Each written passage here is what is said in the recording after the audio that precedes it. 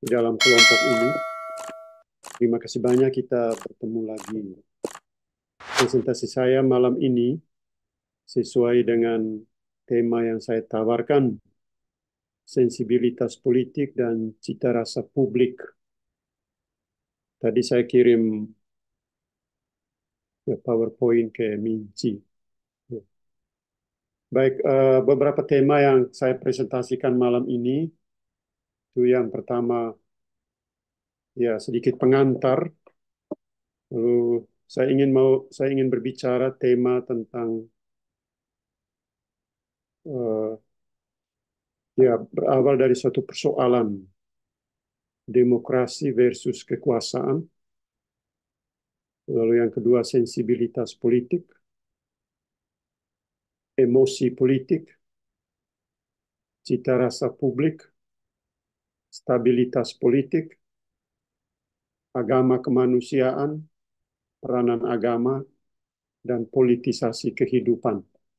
Ya, beberapa tema ini kiranya bisa membantu kita untuk refleksi bersama tentang situasi politik kita. Besok, 14 Februari 2024, rakyat Indonesia akan melaksanakan pemilihan presiden dan wakil presiden serta pemilihan para calon legislatif. Ini adalah taruhan kualitas demokrasi yang sesungguhnya di negara kita. Taruhan ini terjadi di tengah konflik dan perbedaan yang sedang berkecamuk. Selain itu, hati kita bergejolak karena kita harus berhadapan dengan otoritas pembuat keputusan, yang keputusan mereka juga harus diuji lewat diskursus publik yang terbuka terhadap esensi representasi politik melalui institusi yang formal. Kita juga berhadapan dengan hambatan-hambatan struktural, gangguan komunikasi, soalan yurisdiksi terhadap politik. Jadi, kualitas demokrasi sedang diuji dan juga membutuhkan suatu aturan hukum, dan aturan hukum itu harus diuji di tengah promosi kebebasan warga untuk suatu keputusan yang adil dari para pembuat hukum juga. Selain itu, kita mempunyai ideal tentang semangat dan praktik berdemokrasi yang menggerakkan banyak organisasi volunteer dan juga gerakan bersama yang mempengaruhi tindakan pemerintah atas keputusan dari institusi-institusi tertentu seperti Panwaslu, KPU, polisi, dan lain sebagainya. Ini ada hubungan dengan ujian kualitas berdemokrasi dan juga berkenaan dengan tingkatan-tingkatan yang berbeda dalam masyarakat. Masyarakat kita juga bervariasi dan masyarakat kita sangat luas. Intensitas hidup mereka dan dalam hal berkomitmen terhadap praktik berdemokrasi itu juga sangat luas. Karena itu, praktik demokrasi berkenaan dengan suatu cara memajukan keadilan, cara kita memperluas cinta dan simpati. Dan untuk tujuan ini, kita membutuhkan kualitas berdemokrasi yang lebih luas, lebih dalam, yaitu kualitas yang tidak hanya berhubungan dengan hal-hal yang dangkal dan superficial di dalam masyarakat kita yang sekarang sedang terjadi. Sebagai persoalan, saya mulai dengan problem demokrasi versus kekuasaan. Soalan utama yang sedang kita hadapi sekarang adalah persoalan norma dan bentuk komunikasi demokrasi yang macam manakah yang harus kita pegang teguh di tengah perbedaan pilihan politis. Bagaimana komunikasi demokratis yang sungguh inklusif dan kualitas komunikasi para pembuat keputusan secara teoritis dapat dimengerti dan diterima oleh semua rakyat sekarang ini. Jadi apa maksud kita berdemokrasi dengan tingkatan dan situasi seperti ini? Selain itu, jika kita menonton film dokumenter Dirty Vote pada hari Minggu yang lalu, kita dihadapkan dengan 1.001 macam perasaan bahwa kualitas demokrasi di negara kita tidak bisa dimengerti begitu saja lewat proses pelaksanaan pemilu. Rakyat menyadari bahwa proses demokrasi tidak melulu dilihat dari partisipasi rakyat memberi suara seperti besok. Jika setelah itu masih terjadi kecurangan di dalam proses perhitungan suara. Di sini dengan mengutip Iris Marion Young, proses demokrasi tampaknya dikaitkan dengan kebijakan membuat keputusan dari yang berwenang. Padahal hal yang dimaksudkan dengan demokrasi jauh lebih luas dari sekedar proses pemberian suara, dari sekedar tata cara perhitungan suara dan lain sebagainya. Kita menyadari bahwa pekerjaan dalam dunia demokrasi bukanlah pekerjaan yang menyenangkan. Ciri-ciri cita-cita keadilan sebagai tujuan utama dari demokrasi ditempuh melalui proses yang tidak gampang. Karena itu, menggunakan proses demokrasi untuk mempromosikan hal-hal yang legal, yang bersifat administratif, atau situasi sosial, untuk sampai kepada keadilan, itu pekerjaan yang sangat berat. Di praktek demokrasi itu sendiri memang bertujuan untuk suatu keadilan. Maka praktek itu harus lebih dalam dan lebih luas dari sekedar hal-hal yang superficial. Seperti yang sekarang kita jalani dalam dalam proses-proses kita berpolitik sampai pada Pilpres besok. Rakyat melihat ada praktik hal lain, rakyat menyadari ada praktik kekuasaan yang disalahgunakan melalui jalan nepotisme. Nepotisme itu haram hukum dalam sebuah negara hukum. Berbagai instrumen kekuasaan digunakan untuk tujuan misalnya memenangkan pemilu sambil mengabaikan aturan hukum yang ada. Karena itu ada dugaan desain kecurangan pemilu untuk memenangkan pasangan tertentu. Dan kita tahu bahwa sikap membiarkan kecurangan sama halnya dengan membiarkan kehancuran terjadi di dalam negara. Hal seperti ini bisa menjadi alasan emosi politik bergejolak secara masif di ruang publik. Dalam situasi seperti ini, fenomen psikologi sosial yang paling tepat untuk dikaji adalah fenomen civil commitment, komitmen warga. Yaitu bagaimana kita membaca komitmen rakyat, di mana rakyat harus mengekspresikan kebebasan memilih sebagai salah satu hak dasar. Asumsi saya dalam presentasi malam ini yaitu bahwa setiap bentuk ekspresi kebebasan berpolitik di ruang publik harus ditempatkan dalam konteks human capability, kapabilitas manusia. Barang siapa atau kelompok apa saja yang terlibat dalam ruang politik harus sanggup mengekspresikan kapabilitasnya dengan bijaksana. Persoalan psikologis yang terjadi di dalam ruang politik yaitu orang atau kelompok cenderung egois. Mereka hanya memperhatikan urusan pribadi atau kepentingan kelompok mereka. Ruang untuk cinta dan simpati menjadi kerdil. Karena itu jalan terbaik untuk mengatasinya adalah keterlibatan dalam rencana politik bersama dengan taruhan pada pengorbanan kepentingan pribadi atau kelompok demi kepentingan umum. Jalan ini menuntut kapasitas bergerak keluar dari kungkungan dunia pribadi dengan kekuatan sensibilitas politik dan cita rasa publik yang baik. Karena itu sorotan saya malam ini, saya ingin berbicara dari perspektif sensibilitas politik dan cita rasa publik sebagai satu aspek untuk membaca situasi, keadaan, atau membaca fenomen sosial, fenomen masyarakat yang terjadi sekarang. Sensibilitas politik dan kajian tentang sensibilitas politik di sini lebih didasarkan pada pertimbangan tentang pentingnya aspek kognitif untuk mengolah nilai simpati dan keadilan di dalam masyarakat. Sensibilitas melibatkan aspek emosi sebagai alasan-alasan yang mengandung pertimbangan praktis yang proporsional. Di sini kategori kognitif menjadi penting di dalam setiap ekspresi emosi politik. Emosi politik memiliki alasan yang rasional, dan alasan itu harus menjadi dasar bagi suatu evidensi dan pilihan argumentasi yang baik.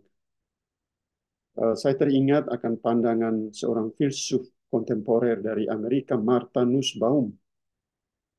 Dia menulis satu karya yang hemat saya sangat penting untuk didalami, Political Emotions, dan juga karya Anger and Forgiveness, Kemarahan dan Pengampunan. Di situ filsuf ini menyoroti betapa pentingnya emosi politik dalam kehidupan berpolitik. Dan dalam kehidupan berpolitik kita memahami apa itu sensibilitas melalui ekspresi emosi sebagai suatu bentuk keyakinan akan pilihan hidup yang diperhitungkan dengan baik. Dalam debat-debat presiden yang telah kita lewati, atau dalam setiap kampanye, situ aspek emosi politik sangat kuat berbicara, dan itu menggambarkan keyakinan orang tentang suatu nilai yang mereka pegang teguh. Di tengah situasi di mana banyak orang berlomba-lomba untuk membangun niat hidup yang baik, good life, kita menyaksikan peningkatan komitmen warga untuk memperjuangkan hak-hak asasi mereka di ruang publik. Ruang publik mengekspresikan kondisi pluralitas yang lahir dari relasi interpersonal, dan setiap relasi interpersonal harus bertumbuh dan membentuk komunitas hidup bersama yang sejatinya memuncak pada level institusi politik. Dalam konteks seperti ini, konsep tentang pembangunan manusia, human development, menjadi relevan untuk dibicarakan sebagai bagian penting dari kehidupan politik. Namun, tentang pembangunan manusia dan kehidupan politik perlu dimengerti sebagai ekspresi kapabilitas manusia. Ya, saya selalu menyoroti aspek kapabilitas, kesanggupan manusia. Itu sangat penting dalam berpolitik. Dan karena itu, kesanggupan itu menjadi bagian yang sentral, menjadi aspek yang penting untuk diperhatikan dalam peran sensibilitas politik. Sensibilitas adalah bagian integral manusia untuk mengekspresikan kapabilitasnya di dalam masyarakat. Jadi kalau filsuf Martha Nussbaum melihat sensibilitas politik sebagai aspek penting untuk memahami kecerdasan emosional dalam hubungan antara manusia dengan dunia, atau hubungan antara manusia dengan sesamanya di dalam politik. Tentu di sini Nussbaum mau mengantar kita ke dalam soalan tentang kecerdasan emosional dalam kaitan dengan pergolakan pikiran. Ya, artinya di dalam sensibilitas politik, kenyataan-kenyataan sekarang sedang kita alami di tengah masyarakat, atau pada hari-hari terakhir menjelang Pilpres besok, saya membaca itu kenyataan yang sebenarnya berhubungan dengan pergulatan kecerdasan emosional dengan pergolakan pikiran dan kecerdasan emosional, political emotions, intelligence of emotions, dan upheavals of thoughts. Itu pergulatan pikiran.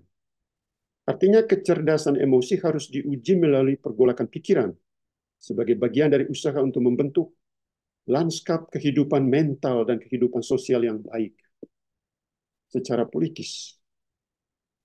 Ya. Emosi adalah bagian dari intensi pikiran atau arah dari persepsi yang tertuju pada objek yang dipersepsikan, diimajikan oleh orang atau kelompok tertentu, dan bentuk-bentuk penilaian evaluatif atas objek itu berasal dari pandangan orang atau kelompok itu. Nah, itu dalam situasi seperti ini, sekarang, baik partai politik, capres, dan wakil presiden, para anggota legislatif, yang terjadi di sana itu terjadi semacam tensi. Itu pergolakan pikiran dan pergolakan emosi yang terjadi, baik secara pribadi maupun secara kolektif. Ada pergolakan pikiran dan pergolakan emosi. Masyarakat juga sedang terjadi, di dalam masyarakat sedang terjadi pergolakan ini. Tentu di sini peranan masyarakat dan norma-norma sosial sangat penting dalam membentuk kecerdasan emosional. Ya, menurut Martha Nussbaum, pada umumnya isi kognitif emosi dibentuk oleh norma-norma sosial yang khusus dan oleh situasi-situasi masyarakat tertentu. Dan karena itu kecerdasan emosional kita dan pergulatan pikiran kita diuji oleh kondisi dan situasi dalam masyarakat. Jadi kalau masyarakat yang punya kematangan di dalam kecerdasan emosional dan dengan pergolakan pikirannya yang baik diuji secara kritis, di situ cara-cara kita berdemokrasi akan jauh lebih lebih diuji, lebih di, di, di ya dipertaruhkan dengan level yang lebih baik. Dan pada momen seperti sekarang kita sedang berhadapan dengan tema tentang emosi politik. Dalam dunia politik, emosi memiliki pengaruh positif dan juga negatif. Pengaruh positif dapat dilihat dari kesanggupan setiap orang atau kelompok mengolah perasaan-perasaan mereka sebagai dasar untuk mempromosikan keyakinan politisnya di dalam ruang publik, terlebih di dalam institusi-institusi negara, institusi sosial. Itu diuji emosi politik. Cita-cita politik yaitu bahwa semua orang menghendaki suatu masyarakat yang tertata dengan baik. Itu konsep masyarakat yang tertata dengan baik, itu konsep dari John Rawls di dalam ya kerinduannya membangun uh, keadilan di dalam sebuah negara yang liberal, cita-cita masyarakat yang tertata dengan baik.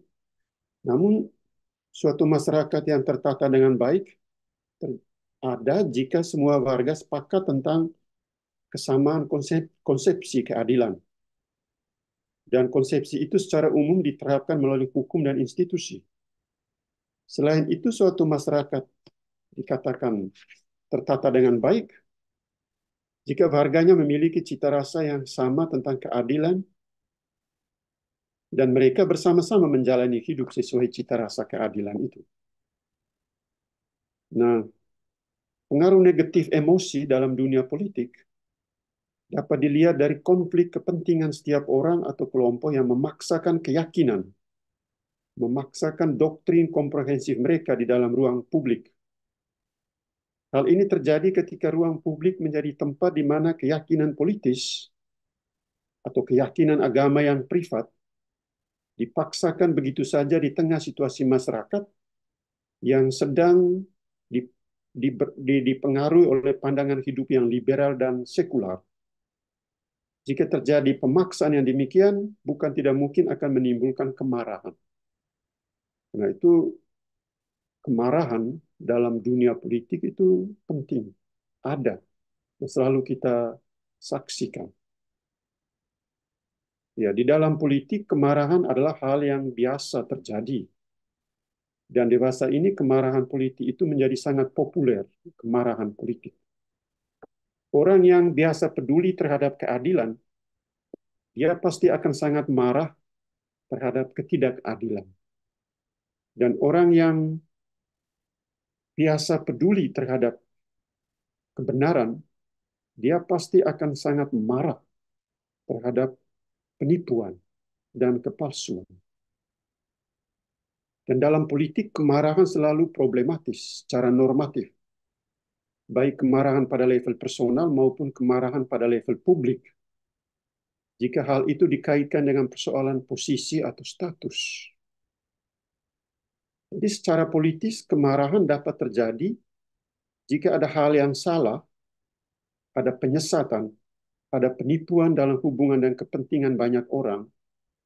Dan menurut Martha Nussbaum, menurut dia, kemarahan pantas terjadi dalam situasi di mana orang atau pihak tertentu melakukan kesalahan yang bertentangan dengan martabat kemanusiaan, atau bertentangan dengan kepentingan-kepentingan umum.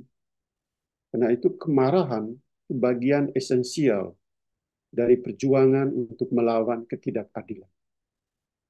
Jadi kalau orang marah secara publik atau mahasiswa marah dari kampus, para dosen marah dari kampus, itu bagian esensial dari perjuangan dan usaha mereka untuk melawan ketidakadilan. An essential part of combating injustice. Demikian. Karena itu kemarahan dalam konteks politik itu bagian dari emosi politik.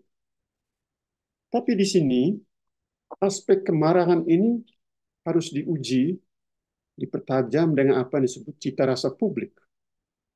Dalam konteks seperti ini, cita rasa tentang nilai-nilai publik menjadi penting. Cita rasa berhubungan dengan tanggapan terhadap situasi atau kenyataan, entah itu baik atau buruk.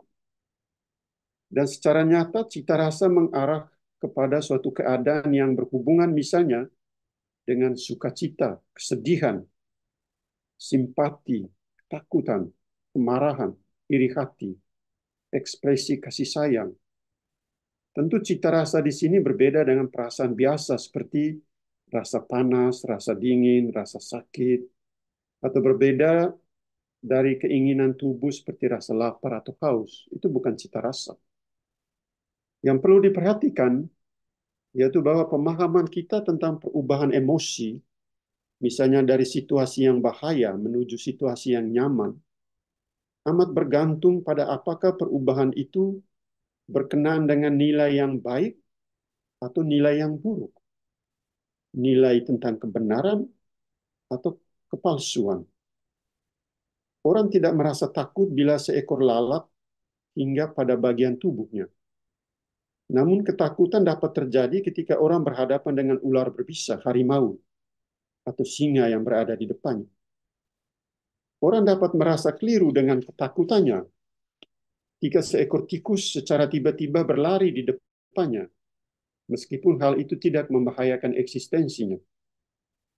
Demikian juga orang tidak merasa berkabung kalau yang meninggal adalah orang yang tidak ia kenal di dalam kehidupannya.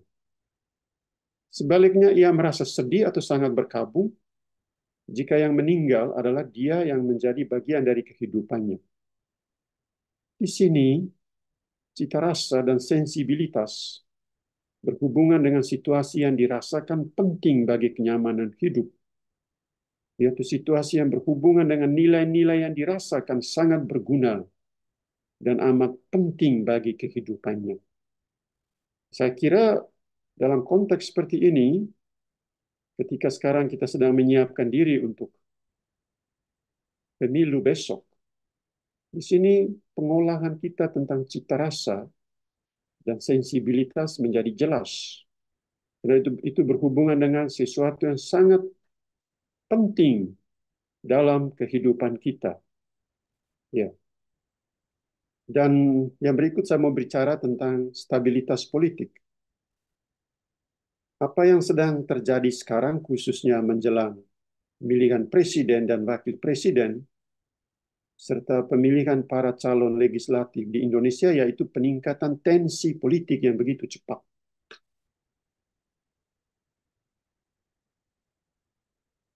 Tampaknya bahwa seluruh masyarakat kita penuh dengan emosi-emosi sekarang, sedang bergejolak. Dan gejolak emosi dalam masyarakat mempengaruhi peningkatan tensi politik kita.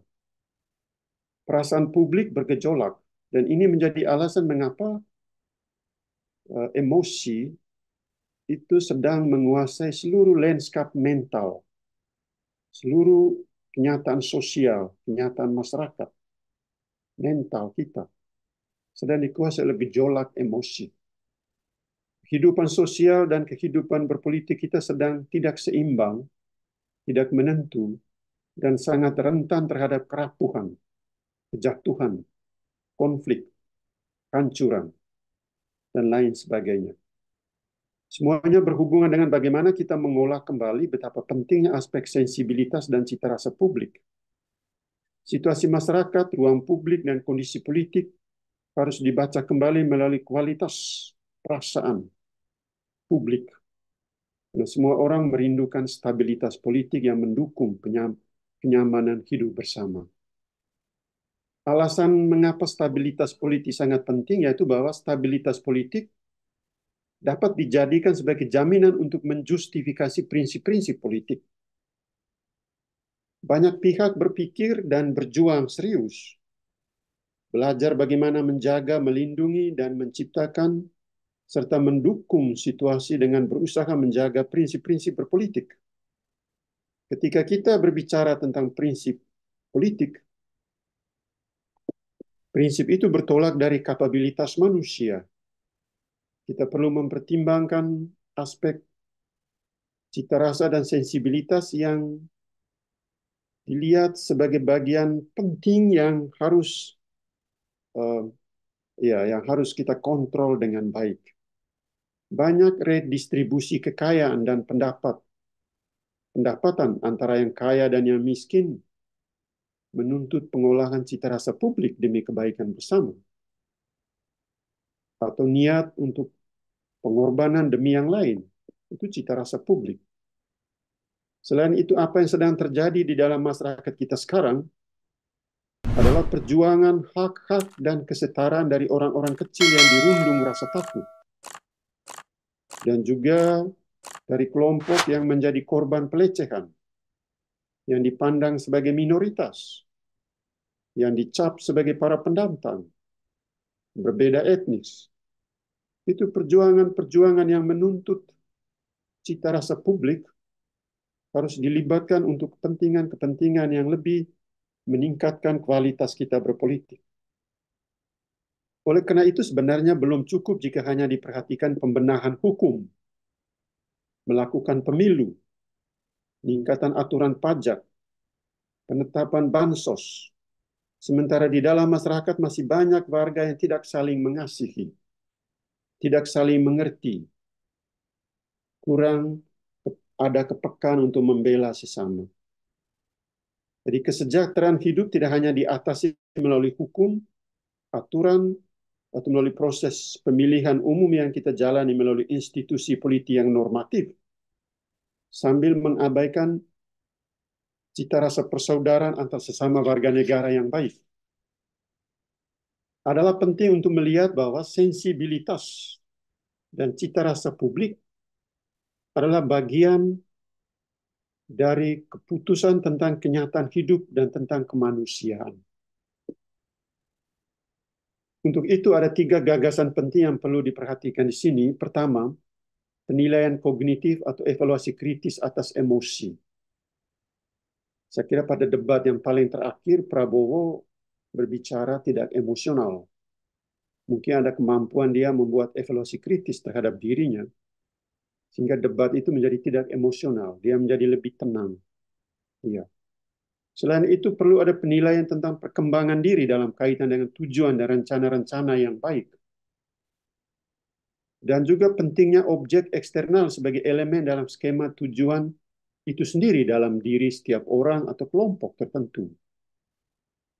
Di sini emosi menyatukan semua ide dengan tambahan, misalnya meresap sebanyak mungkin informasi tentang kejadian-kejadian dalam realitas dan mengolahnya dengan baik.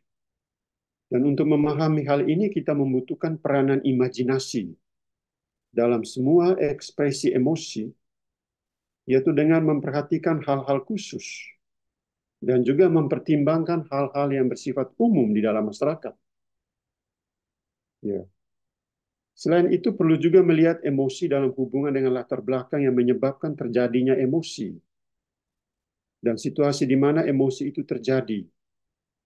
Pada umumnya, latar belakang yang menyebabkan terjadinya macam-macam emosi perlu dipertimbangkan lebih jauh dari sekedar perasaan sesaat, perasaan yang biasa saja. Kita tidak pernah tahu apa yang akan terjadi setelah hari esok, dan juga apa yang akan terjadi minggu-minggu ke depan.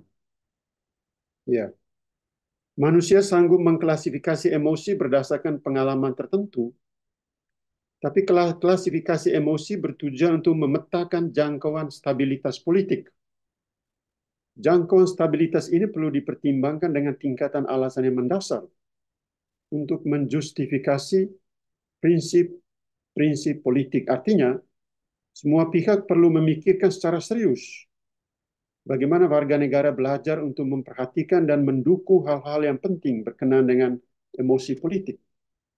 Hal ini dibuat berdasarkan dua alasan. Pertama, dibutuhkan adanya retribusi kekayaan dan pendapatan. Misalnya tadi antara yang kaya dan yang miskin, perlu juga dipertimbangkan cita rasa antara orang kaya dan orang miskin. Di dalam masyarakat sering muncul perasaan takut, jijik, ada rasis, dan ada minoritas seksual. Juga ada yang anti terhadap para pendatang. Karena itu tidak cukup hanya dengan penerapan serangkaian aturan-aturan main, tetapi juga perlu meningkatkan perasaan dan cita rasa yang baik bagaimana menghargai orang lain. Ya. Situasi seperti ini mengandaikan prinsip-prinsip politik yang dibaca dan ditafsir dengan tepat dalam suatu masyarakat, di mana nilai kebebasan dan otonomi individu diolah demi suatu cita rasa publik yang baik. Jadi kita perlu berhati-hati untuk melihat situasi di mana jika ada penganut liberalisme yang menyandingkan pengolahan emosi dengan prinsip kebebasan liberal dan budaya kritis yang kuat.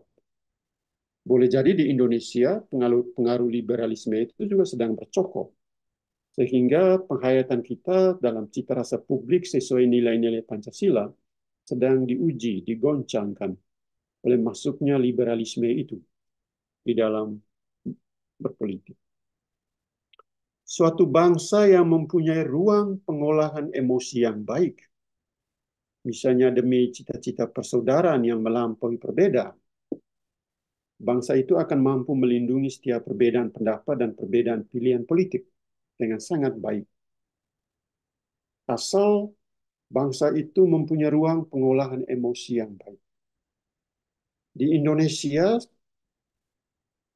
demo-demo, protes-protes di ruang publik itu suatu tanda bahwa pengolahan emosi, cita rasa publik belum matang sampai pada level yang diharapkan. Ya. Dan itu tadi saya bilang, suatu bangsa yang mempunyai ruang pengolahan emosi yang baik demi cita-cita persaudaraan yang melampaui perbedaan, bangsa itu akan mampu melindungi setiap perbedaan pendapat dan perbedaan pilihan politik. Kita akan lihat besok setelah Pilpres, telah mendapat hasil, bagaimana ledakan emosi, cita rasa publik, sensibilitas politik itu akan diuji dan diperlihatkan kualitasnya. Perbedaan pendapat dihargai dengan pertimbangan bahwa setiap ekspresi individu diterima dan bukannya ditekan. Pesan-pesan liberal yang kuat dapat juga disampaikan melalui narasi yang baik secara emosional. Dalam konteks seperti ini, kita berbicara tentang martabat manusia. Emosi itu melekat pada martabat manusia. Dan diskursus tentang martabat manusia tidak boleh berdiri sendiri terlepas dari perbincangan tentang cita rasa pribadi dan ikatan dengan sesama manusia. Emosi melekat pada setiap manusia dan kenyataan hidupnya. Karena emosi membuat manusia memiliki ikatan dengan realitas dan dengan sesama. Emosi membuat orang dapat mencintai dan menyayangi, tetapi juga dapat membuat orang membenci.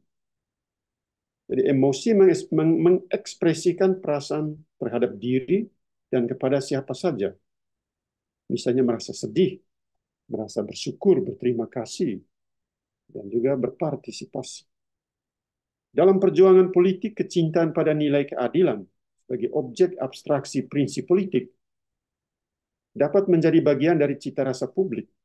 Karena hal itu dapat membuat masyarakat menjadi lebih stabil dari waktu ke waktu. Namun hal ini tidak selalu memberi jaminan dari aspek psikologi perkembangan.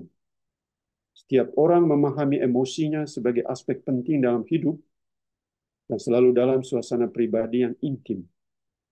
Tentu hal ini hanya mungkin jika politik sanggup membuka ruang kehidupan bersama yang mengikat hubungan antara simpati dan kasih, antara cita rasa dan keadilan. Aspek berikut yang mau saya bicarakan adalah agama kemanusiaan atau politik kemanusiaan juga. Di masa ini secara global orang berbicara tentang persaudaraan universal sebagai ide penting di ruang publik. Itu dimulai oleh Immanuel Kant. Ide ini terjadi ketika orang mulai memberi perhatian pada persoalan tentang nilai keadilan di mana semua pihak secara universal bersama-sama memperjuangkannya secara luas. Jadi konsep tentang persaudaraan universal adalah nilai yang melampaui batas-batas persaudaraan di dalam suatu partai politik atau persaudaraan di dalam suatu agama tertentu. Dalam konteks ini, alangkah baiknya kita berbicara tentang religion of humanity, agama kemanusiaan, atau politics of humanity, politik kemanusiaan. Ketimbang agama atau politik eksklusif yang mabuk dengan doktrin komprehensif, yang sibuk dengan ritus-ritus yang menjebak para pemeluk atau anggota partainya dalam praktek-praktek kekerasan yang irasional. Agama kemanusiaan dan juga politik kemanusiaan adalah agama atau politik yang merangkul semua perbedaan etnis, kasta, bahkan perbedaan agama atau perbedaan politik itu sendiri. Agama kemanusiaan atau politik kemanusiaan adalah agama atau politik yang inklusif. Ia merayakan ritus dan tata caranya dengan nilai kemanusiaan universal sebagai taruhannya. Agama kemanusiaan, tapi juga politik kemanusiaan lahir dari kualitas pengolahan emosi yang intens dengan skala konsekuensi yang lebih luas demi suatu kemajuan dan demi cita-cita bersama yang adil. Masyarakat kita sekarang sedang merindukan stabilitas politik dengan jaminan nilai-nilai yang tetap dihargai dalam situasi yang bebas tekanan dan stres. Bebas stres.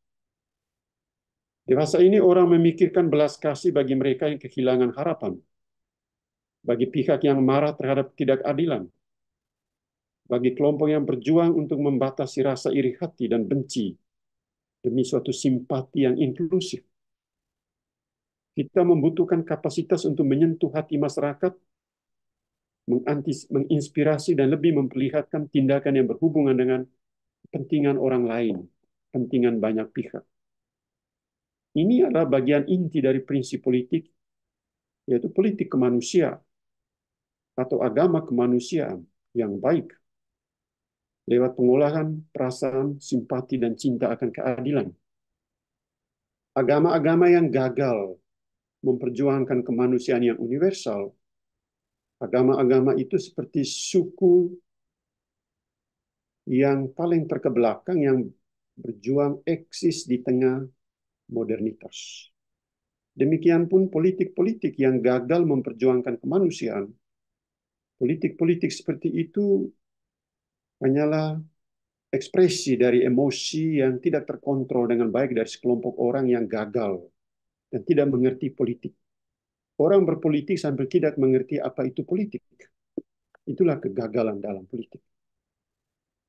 Untuk itu reformasi pendidikan politik menjadi amat penting di mana nilai-nilai persaudaraan, pengakuan akan perbedaan, simpati, solidaritas harus diangkat ke level yang lebih luas dengan perwujudan persaudaraan yang lebih besar. Memang ketika Ganjar, Prabowo, Anies Baswedan saling bersalaman setelah debat, di situ tampak jelas ada usaha pengolahan emosi, cita rasa mereka yang sangat eksklusif menjadi inklusif. Semoga dengan demikian kematangan mereka dalam sensibilitas politik menjadi lebih tinggi. Kita harapkan demikian dalam konteks itu. Meskipun di balik itu menyimpan banyak rahasia dari kelompok atau pribadi tertentu itu. Jadi perjuangan terjadi dalam keniscayaan intermediasi antara ego dan kemanusiaan. Kesamaan hak dan kesetaraan martabat manusia pada segala level harus menjadi aspirasi bersama. Aspirasi ini menjadi nyata jika semua pihak memberi perhatian pada formasi organisasi yang memperjuangkan kebebasan dan kesetaraan yang secara demokratis terorganisir dengan baik, yang dijiwai oleh patriotisme, dan yang digerakkan oleh maksim kemajuan bersama.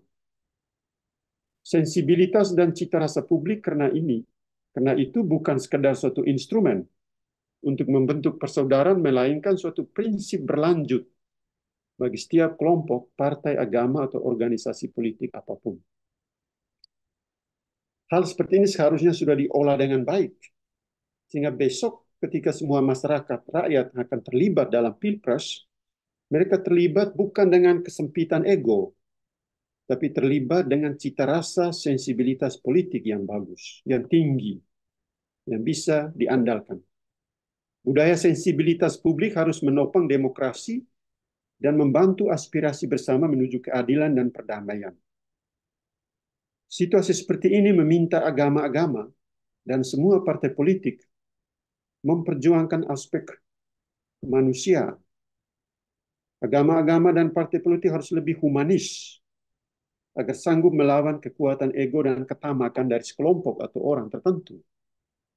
Agama-agama dan semua organisasi politik harus bersatu dalam panggilan yang sama, yaitu menjadi suatu kekuatan spiritual, menjadi suatu agama atau politik kemanusiaan yang dapat membimbing bangsa menuju kemajuan melalui peningkatan kualitas emosi, cita rasa, dan kualitas simpati. Cara terbaik untuk meningkatkan penghormatan terhadap kemanusiaan adalah memberi perhatian pada kualitas emosi dan cita rasa publik melalui latihan untuk memperluas praktik simpati dan emosi dan kasih. Dan untuk itu hal yang penting di sini kualitas kerohanian dalam berpolitik, kualitas spiritual di dalam berpolitik. Peranan agama menyiapkan lahan kerohanian, spiritual yang baik, yang bisa dipercayakan bagi kelompok-kelompok tertentu agar mereka bisa bertumbuh dalam kebajikan hidup dan bisa memberi inspirasi bagi politik. Sebab kalau tidak, agama yang hanya bercokol di dalam eksklusivisme, dia gagal juga dalam membuat kemajuan di dalam dirinya sendiri. Itu kritik terhadap agama semua. Ya. Karena itu peranan agama, dia mempertajam kesanggupan imajinasi kita tentang kemanusiaan, tentang kebaikan hidup, tentang keadilan. Itu peranan agama. Peranan ini hampir sama dengan peranan sastra, musik, seni, yang memainkan peranan mereka dalam membentuk kapasitas imajinatif yang baik. Sebab hal ini berhubungan dengan pengolahan cita rasa publik dan panggilan untuk membentuk suatu kerohanian yang baik. Sistem pendidikan harus menjadi agen penting selain praktik-praktik kultus yang menerapkan seperangkat sistem yang menumbuhkan dan memelihara cita rasa hidup kita. Orientasi utama adalah kemanusiaan. Kemanusiaan sebagai the great adored object. Martha Nussbaum selalu memiliki fokus dalam cara berpikir, yaitu harus mengarah kepada kemanusiaan. Ya, kemanusiaan. Ruang publik yang kaya dengan ekspresi seni, ekspresi sastra yang baik, adalah ruang publik yang memberi kesempatan bagi anggota masyarakat untuk merayakan cita rasa publik yang baik. Ya, di kota-kota besar di Eropa, di taman-taman itu menjadi tempat orang membawakan orkes musik. Ya, menjadi lokus di mana orang menimba kekuatan di ruang publik. Ya, bukan tempat orang lempar batu atau membakar rumah orang, tidak. Ruang publik tempat di mana orang mengekspresikan cita rasa publik, bermain, bernyanyi, ya membangun persaudaraan. Itu peranan yang sangat penting dari ruang publik. Namun di sini kekuatan kerohanian yang ditimba di ruang publik dengan peranan agama harus bertujuan untuk meningkatkan sensibilitas politik sehingga orang bisa mengenal apa itu kasih, pengampunan, toleransi, pengorbanan, pemberian dan lain sebagainya. Ya. Agama memperluas simpati, mengarahkan para penganut ke tujuan di luar dari diri para penganut agama yang eksklusif. Itu hakikat agama yang baik adalah agama harus menyiapkan tempat untuk pengolahan kerohanian untuk suatu tujuan yang ideal. Tujuan yang diterima sebagai keunggulan tertinggi yang lebih utama di atas semua keinginan apapun di dalam agama. Agama juga memberi jawaban atas misteri hidup yang tidak dapat kita pahami melalui pengalaman konkret. Dia harus bisa memberi jawaban atas misteri hidup. Atau agama harus memberi penghiburan yang kita butuhkan selama hidup di dunia ini penuh penderitaan. Tapi juga harus didasarkan pada suatu pertimbangan kebajikan yang ditimba dari teks-teks suci yang selalu diinterpretasi secara sehat dengan sensibilitas yang baik. Inilah peranan agama yang berkembang menjadi agama kemanusia, politik kemanusia, dengan tingkatan sensibilitas yang baik. Saya teringat John Stuart Mill dalam karya The Utility of Religion. Dia berbicara tentang 4 peranan agama yang penting untuk kemanusiaan. Agama memiliki tujuan untuk kepentingan banyak pihak dan bukan sekadar mengajarkan iman tentang immortalitas jiwa misalnya. Atau atas alasan ini agama kemanusiaan mengolah motif yang berkepentingan dengan orang lain, bukan sekadar motif yang berhubungan dengan kepentingan kelompok yang egoistik di dalam dirinya sendiri atau di dalam diri para penganut agama. Agama kemanusiaan tidak memiliki unsur-unsur yang tidak pantas secara moral, seperti pandangan tentang hukuman bagi pendosa, pandangan tentang pembunuhan terhadap orang di luar agamanya. Itu bukan agama kemanusiaan menurut Mill. Agama kemanusiaan tidak mengajarkan orang untuk memutarbalikkan kemampuan intelek dan keunggulan imannya, untuk membenarkan hal-hal yang salah dan bahkan tidak masuk akal. Itu bukan agama kemanusiaan menurut Mill.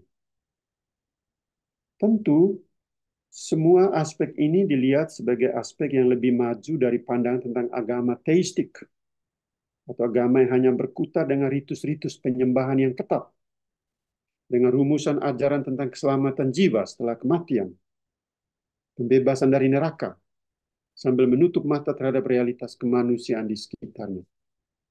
Ya. Tentu 4 aspek pandangan ini semuanya dilihat lebih dalam konteks ujian publik. Bagaimana agama itu berkualitas di ruang publik, sehingga dia memberi inspirasi bagi politik. Dia menjadi mesin kerohanian bagi politik. Indonesia negara beragama, tapi apakah agama-agama itu memberi energi kerohanian yang baik untuk politik? Sehingga politik kita menjadi politik yang beradab. Ini penting. Penting karena berhubungan dengan peranan energi yang diberikan oleh agama untuk mengolah sensibilitas politik dan cita rasa publik di dalam masyarakat. Sehingga kita tidak pernah cemas dengan tirani opini mayoritas yang menindas kebebasan individu atau yang menindas minoritas. Apapun situasinya, ciri suatu masyarakat yang sehat secara demokratis dapat dilihat dari kesanggupan masyarakat mengungkapkan kebebasan pendapat secara berbeda melalui gagasan-gagasan yang benar di tengah hiruk pikuk pendapat dan pandangan tentang kepalsuan hidup. Ya. Yang berikut politik kehidupan. Politik selalu tentang kehidupan yang dieksplorasi oleh banyak pihak atas dasar keputusan-keputusan yang mandiri dan juga keputusan-keputusan bersama. Esensi politik terletak pada politik kehidupan. Politik kehidupan tidak mempolitisasi kehidupan sebagai objek politik. Dalam mega proyek Homo Sacer, Giorgio Agamben, filsuf Italia, memberi awasan tentang apa yang dia sebut dalam ungkapan Italia, la politisazione della vita, atau politisasi kehidupan lewat biopolitics. Konsep ini, biopolitics, politik kehidupan, cenderung mengorbankan esensi hidup manusia dalam setiap mekanisme, setiap kalkulasi kekuasaan. Dan politik kehidupan seperti ini cenderung mengabaikan kehidupan kelompok kecil, kelompok lain, minoritas, dan lain-lain.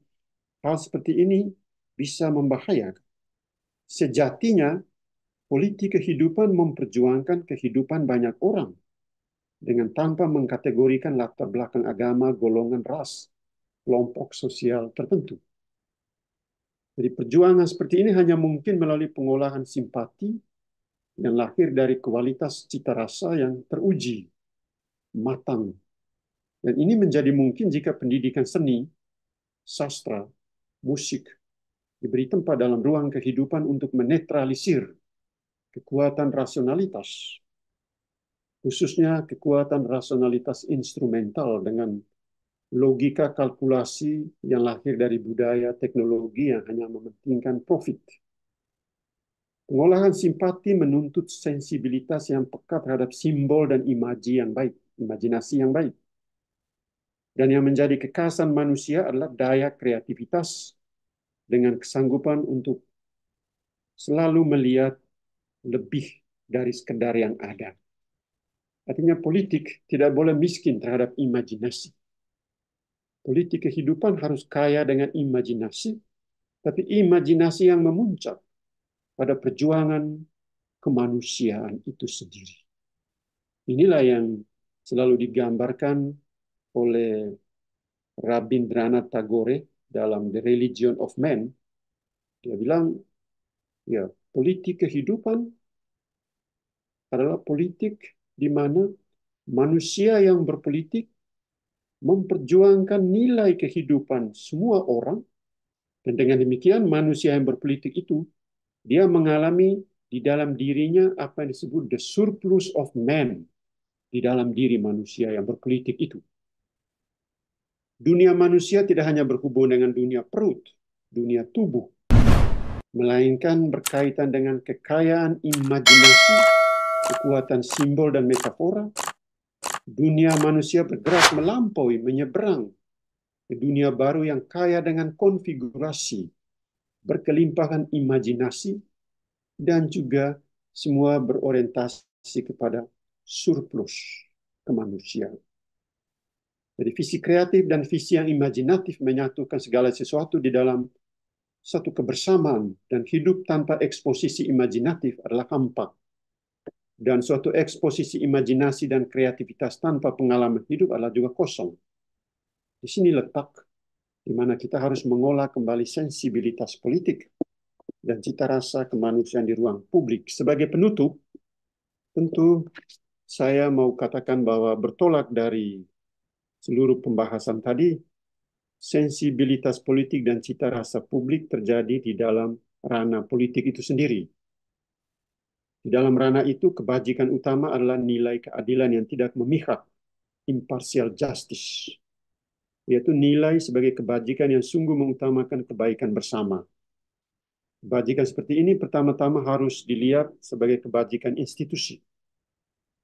Dan karena itu demokrasi, proses, atau partisipasi di dalam memberikan suara, semoga didasarkan pada situasi di mana kesadaran kita bekerja dengan baik, meskipun selalu tetap ada kecurigaan, ada manipulasi dan kecurangan di dalam berpolitik.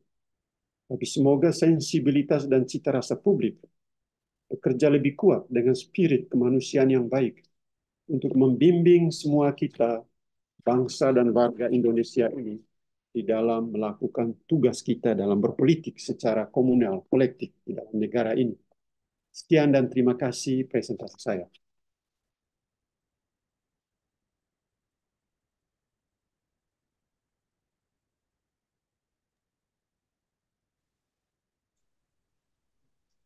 Uh, Terima kasih Pak Ter Felix yang sudah mempresentasikan satu materi yang sangat menarik dan juga uh, sangat kontekstual dengan situasi politik akhir-akhir ini tentang demokrasi, sensibilitas politik dan cita rasa publik. Di awal presentasi Pak tadi Pak Ter singgung juga tentang film yang dibuat oleh tiga ahli tata negara di Indonesia. Dan ini akan sangat menarik dalam